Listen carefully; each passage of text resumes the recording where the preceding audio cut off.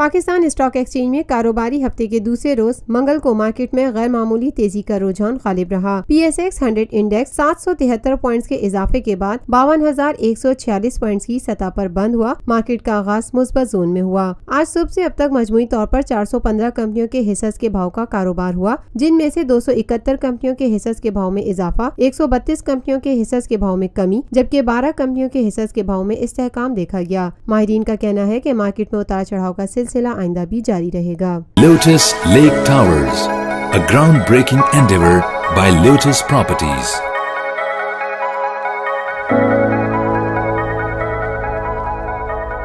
ملکی، بین الاقوامی، سماجی، سیاسی، تجارتی، ثقافتی، تفریحی، معلوماتی اور کھیلوں سے جڑی ہر چھوٹی بڑی خبر کا مرکز TNN TV۔